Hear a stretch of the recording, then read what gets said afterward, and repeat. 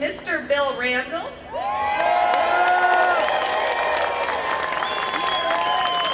He is running for the U.S. House of Representatives, District 13. He will displace Representative Brad Miller.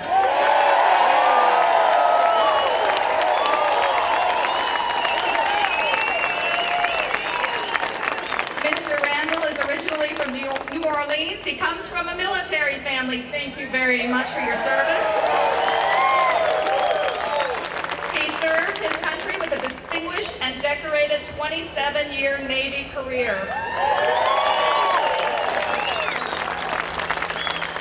He is also a businessman, and he strongly advocates minimal government involvement in small business. Mr. Bill Randall.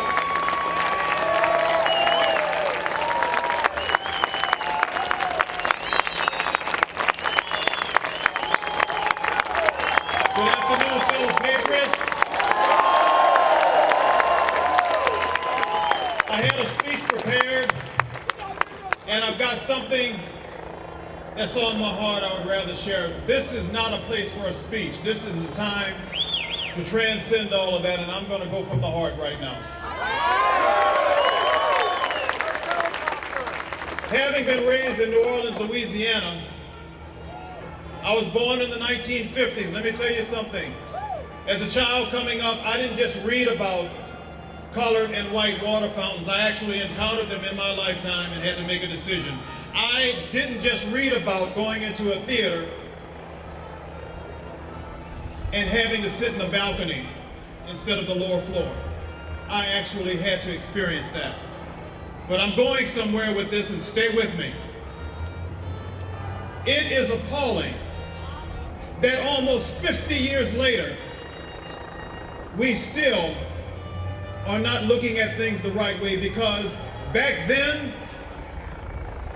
in the 60s, the civil rights upheaval, those things were wrong, and you know that that's a scourge on America. But that's not the condition of today. But the thing I want to tell you is, that situation has been pretty much turned on its head when you have freedom-loving, Constitution-abiding citizens that stand and say, we will not take it, and you will not take this great republic, to be turned around and called racist and bigots and every other name.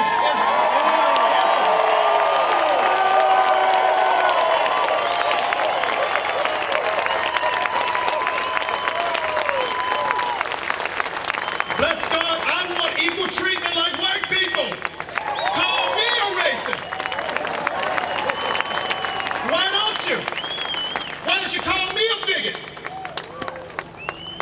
And I'm making a point with that last statement. It's sarcastic and it's rhetorical, but it makes the point. When you're out here defending this great Constitution and someone wants to call you names, it's because they've lost the argument of the point.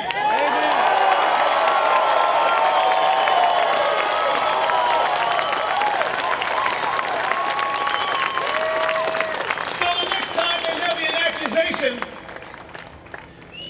if this is the issue, and they want to go off in here and say, yeah, but what about Bush in the last 8 years? You say, no, we're talking about this, and we're going to beat that issue to death. They say, well, yeah, you're a racist and a homophobe. No. This is the issue, and we're going to stay on the issue. Stay on the issue.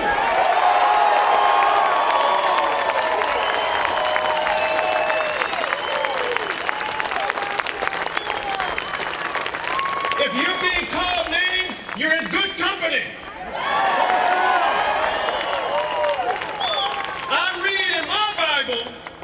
Where the religious zealots called my Lord demon-possessed to his face.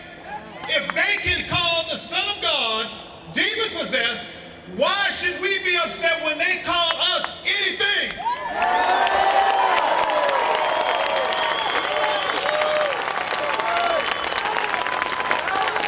This is war.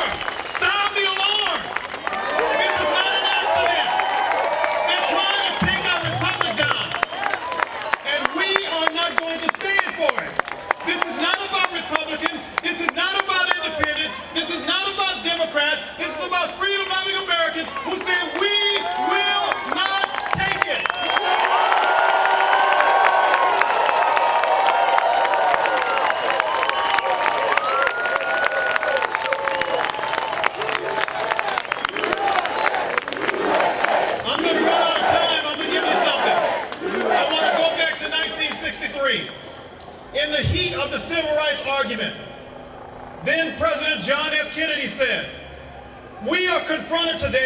with a moral issue. It is as old as the scriptures and as clear as the American Constitution. The heart of the question is whether or not we will treat our fellow Americans as we want to be treated. He said, if an American, because his skin is dark, cannot eat lunch at a lunch counter open to the public, if he cannot send his children to the best schools available, if he cannot vote for the public officials to represent him, if in short, he cannot enjoy the full and free life which all of us want, then who among us would be content to stand in his place? Who among us will then be content with the counsels of patience and delay? We've gotten the issue of race turned race mistreatment 180 degrees today because patriots who love this nation are being called names that are reprehensible. But I'm going to tell you something, we're going to stand for this country, we're going to stand for it all the way, and we're not going to relent. Make it known today